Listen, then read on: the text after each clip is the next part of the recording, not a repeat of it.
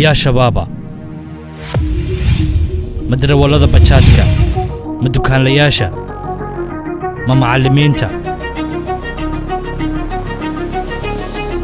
mise dawladdii askariga amniga sugaya ayaaba ah waagaas $5 wuxuu ka qaadan jiray hay'adda koofi oo ay boor waxaana shaki ku jirin in dad mas'uuliyiin ah dawladda ka tirsan ay kooxda la leedahay wada shaqayn. We located a large quantity of ammonium nitrate, which is used in the production of explosives. aaladaha laga sameeyo qaraxyada soo galitaanka dalka ay soo galaan oo fududaatay taasoo ay ka mid yihiin maaragtay waxyaabahan loo yaqaan fertilizerska oo lagu bacrimiyo beeraha. waxaanay ku tusaysaa inuu Fahad soo arko inuu yahay milkiilaha dawladda Maxamed Cabdilaahi Farmaajo madaxda ka yahay sharcigiina uu ka talaabsanayo. magaalada Muqdisho waxaa lagu gaaray go'aan khaarajin ah si loo fuliyo waxa uu iskaashi dhex maray kooxo kala fog balse isku ujeeda ah hal cadow oo ka dhaxeeya ayay u qalab qaateen inay ka takhalusaan waa bartamaha Ramadaankii tagay 19 May 2019 xilli duhur ah waxaa garoonka Muqdisho ka anbabaxay Cali Dubad Nuur Rasiyan oo ku wajahan Guriceel. Cali waa hagaha Maxamuud oo sida naf haboosan oo jannadoon ah balse duul kale ay ku shaqaysanayaan. bartilmaameedku waa Sheekh Shaakir iyo hoggaanka ahlu sunna oo u horeeya Macallin Maxamuud.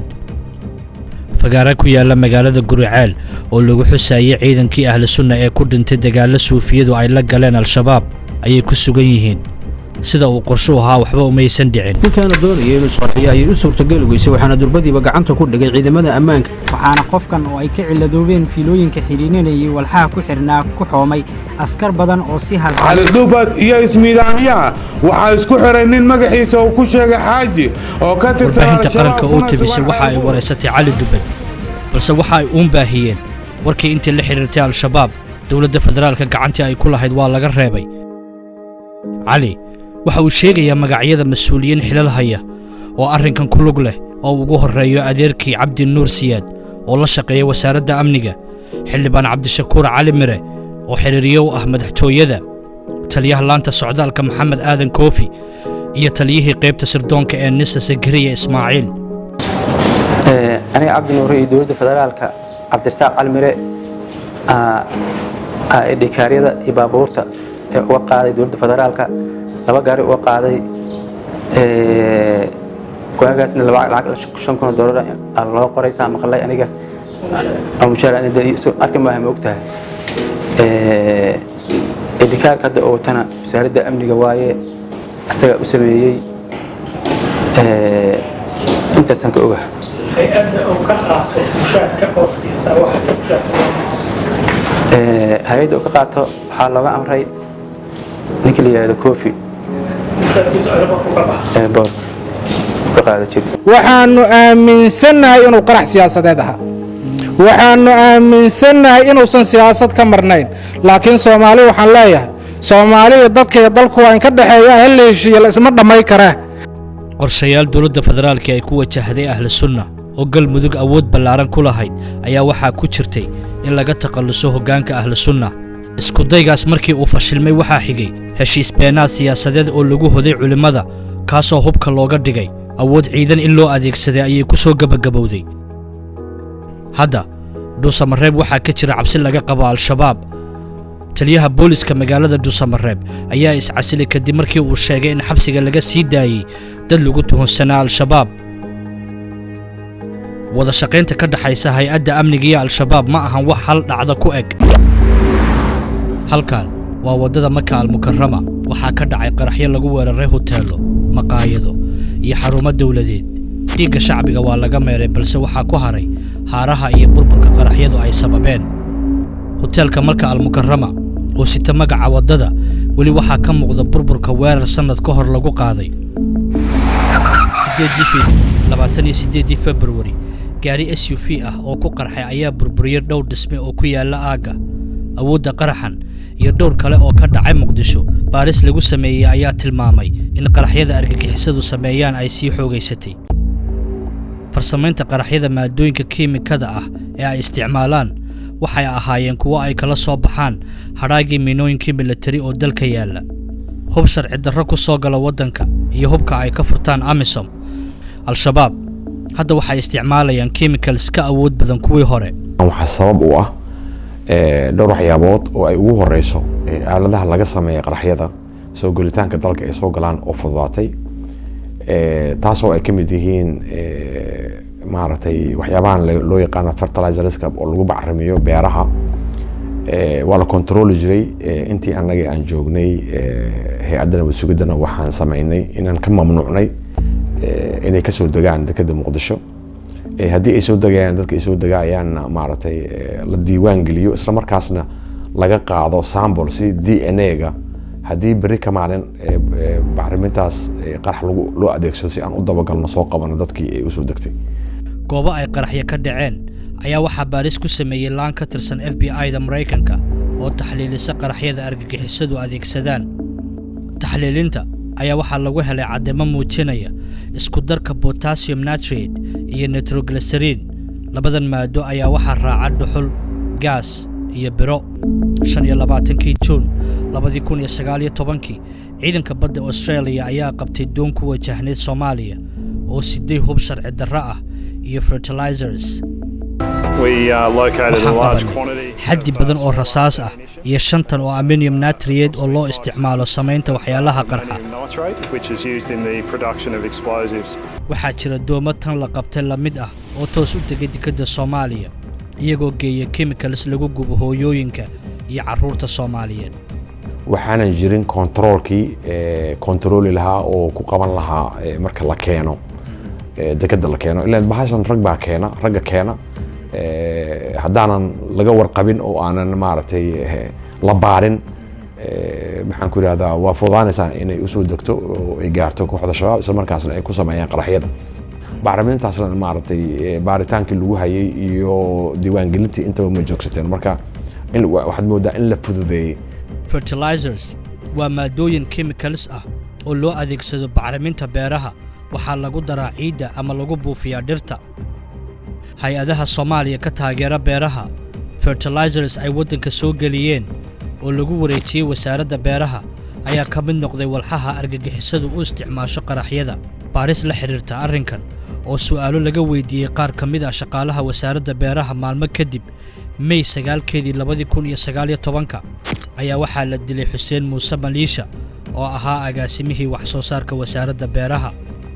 dilalka qorshaysan ee ka dhaca magaalada Muqdisho al-shabaab ayaa sheegta intooda badan balse waxaa jira gacmo kale oo fuliya. August 2018 Fahad Yaasin ayaa madax ka noqday hay'adda NISA. wixii markaas ka dambeeyay maxaa dhacay maxaase isbedelay? NISA waxay wajahday ugaarsi aan weli noociisa hore loo arag. 8 bilood gudahood waxaa la kharajiyay qaar ka mid ah xubnihii ugu firfircoonaa nabad sugidda. 21 September 2018 Kabtan Aamina Xuseen Xasan waxaa la toogtay iyadoo ku jirta gudaha fasalkii ay wax ku baranaysay ee jaamacadda Soomaaliya. Aamina waxay muddo 10 sano ah ka mid ahayd ciidanka dharcadda Soomaaliya. xilligii la dilayay sidana loo xaqiijiyay waxay gacanta ku haysay kiis lagu baarayo sarkaal ka tirsan NISA oo lagu soo eedeeyay inuu al-shabaab qaraxyo u fududeeyay. Axmed Soodi madaxii qaybta wadaagga macluumaadka qaaska qarax loogu xiray gaari ay wateen isaga iyo sarkaal kale oo marayay isgoyska Jubba ayuu ku dhintay. Cali Canshuur February 2019 ayaa la dilay. waxa uu ahaa taliyihii ciidanka gorgor ee NISA. waxaa loo bedelay ciidanka booliiska degmada Hodan markii la kala diray ciidankii nabad sugidda. al-shabaab waxay saameyn muuqata ku leedahay gudaha hay'adda sirdoonka qaranka ee NISA. waxaana jira shakhsiyaad iyo saraakiil hay'adda ah oo si dadban ula shaqeeya al-shabaab kuwaasoo u fududeeya qaraxyada iyo dilalka. waxaana shaki ku jirin in dad mas'uuliyiin ah dawladda ka tirsan ay kooxda la leedahay wada shaqeyn.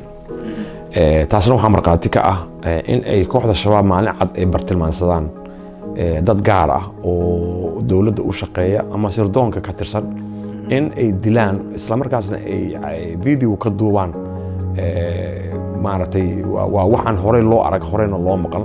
waxaa internetka lagu faafiyey sawirrada iyo magacyada qaar ka mida xubnaha qarsoon ee sirdoonka qaranka kuwaas oo halis soo wajahday darteed isaga cararay shaqadii ay hayeen waa kan sarkaal ka mid ah oo inoo warramay. waxay dantuna baday markii aan arkay in saaxiibaday mid loo dilay magacyadeenni iyo sawiradeennina ay internetka daadsan yihiin dee aan kala saari la'nahay yaa nabad sugida iyo yaa shabaaba horta intaasna ayadoo la kala saari la'yahay waxaaba taas kasii daranba annaga dhexdeenna waxaan kasii shakisannahayba taliyaasheenna annaga aan naga sarreeyey oo aan mas-uuliyiinta noo ahaa sidaas daraaddeed waxay igu kalifsatay naftiide meel kale kuma siinayso inaad carirtido dee waddanka aad ka carirtido meelahaas aad u baxsatid. mukhtaar xuseen moxamed qoraansey oo ahaa madaxii qorshaynta iyo teknolojiga ee nisa ayaa horey loogu eedeeyey inuu faafiyey macluumaadkan balse shalay ayaa shaqadii dowladda dib loogu soo celiyey isagoo loo magacaabay inuu noqdo maareeyaha mashruuca aqoonsiga ee qaranka. jenaraal cabdalla oo ahaa taliya ku-xigeenkii nisa qoraal uu la wadaagay madaxweynaha Soomaaliya ayuu kaga digay in xubno al-shabaab ah uu Fahad Yaasiin ka shaqaalaysiiyey hay'adaha dawladda balse Fahad ayaa kaga jawaabay eedeynta weerar. waxyaabo badan baa meesha ka dhacay waxaana ugu horeeyay in weerarkii lagu qaaday xafiiska ku-xigeenka hay'adda nabad sugidda Soomaaliyeed NISA jenaraal cabdalla waxa la rumaysan yahay in ujeedada ficilka loo sameeyay ahayd in la burburiyo ama la baabiyo cadaymo la filayay inay jireen kuwaasoo ku aadanaa in Fahad Yaasiin uu la leeyahay xiriir hoosaad kooxda argagixisada ee al-shabaab. marka haddaad aragto nin isqarinayo nin ay wax u duugan yihiin waa horta taliya xigeenkii koowaad ee hay'adda nabad sugidda qaranka jenaraal cabdalla wuxuu shaqadiisa ku waayey dacwad uu ka gudbiyey Fahad Yaasiin uu u gudbiyey maxkamadda ciidamada qalabka sida isagoo sheegay inuu hayo cadaymo ku filan in uu ninkan xiriir leeyahay kooxda al-shabaab halkii maxkamadda ay u yeeri lahayd oo ay baaritaan ku sameyn lahayd Fahad Yaasiin waxaa xilkii laga qaaday taliya cabdalla waxaana si sharci darro ah looga xayuubiyey darajadiisa ciidan. tuhunka laga qabo Fahad Yaasiin kaliya kuma eka taliyayaashii hore hay'adda NISA 19 Abriil ee sanadkan madasha xisbiyada qaran ayaa warqad ay u direen madaxweyne Farmaajo gudoomiyaha baarlamaanka ra'iisul wasaaraha iyo xiriirlaaliyaha qaranka ayay kaga dalbadeen in baaritaan lagu sameeyo agaasimaha NISA Fahad Yaasiin waxay sidoo kale soo jeediyeen in baaritaan dheeri ah lagu sameeyo qarixii lagu dilay Allah u naxariistay duqi Muqdisho Cabdiraxmaan Yariisow. madaxweynaha Puntland Saciid Deni waxa uu isaguna sheegay in al-shabaab loo adeegsado arrimo siyaasadeed. umaag baa ku jira sababtii loo dilay iyo wixii ka dambeeyay tuhun badan baa waxaan ka qabnaa in ay al-shabaab iska noqdeen dad la adeegsado oo gacmo kale iyo dana kale ay adeegsadaan sidaba horay mararka qaarkood jariidadaha caalamka iyaduna saas oo kale u sheegeen la beegsiga muddo 2 bilood ka yar in laba gudoomiye oo Puntland ah iyaga loo qasto oo qorshaha inta la eg ay al-shabaab oo sheegatay ay fuliyaan runtii baaritaan baan ku wadnaa tuhun badanna waa nagu jira. cadowga mid bannaanka ku maqan ma aha ee gudaha ayay ku jiraan bulshada ayay u kala gar qaadaan tikadaha ayay wax kala soo degaan garoomada ayay ka duulaan cashuur ka badan tan dawladda ayay ururiyaan. al-shabaab waa dawlad dadban oo dawladda Soomaaliya ka dhex shaqaysa taasna waxaa suurageliyey hay'ado iyo dawlado shisheeye oo labada dhanba la shaqaysta oo ay u suurowday inay Soomaali u shaqaysa madax uga dhigaan hay'adihii dawladda iyo al-shabaab. waxaa baarlamaanka federaalku uu yeedhay taliyayaasha ciidanka xoogga dalka Soomaaliyeed booliiska iyo nabad sugidda NISA oo Fahad Yaasiin si ku meel gaadha uu maamulo. Fahad Yaasiin markii su'aalo la weydiiyey aad ayuu cadhooday xildhibaankii su'aasha weydiiyeyna hanjabaad ayuu uga soo jeediyey isagoo oo fadhiya golaha shacabka. arrintaasina waa mid aad iyo aad u khaldan waxaana ku tusaysaa inuu Fahad soo arko inuu yahay mulkiilaha dawladda maxamed cabdilaahi farmaajo madaxda ka yahay. Fahad taliyaha NISA kaliya ma aha waxa uu jaangooyaa siyaasadda gudaha iyo tan dibadda ee dawladda federaaliga Soomaaliya waddanka lala heshiinayo iyo waddanka lala culoobayo maamul goboleedka la soo dhaweynayo iyo midka la fogeynayo cidda madax ka noqonaysa gobolada dawladda gacanteeda ku jira. sidee suurtagal ku noqotay in awoodda intaa leeg ay hal shakhsi gacantiisa ku jirto? qatar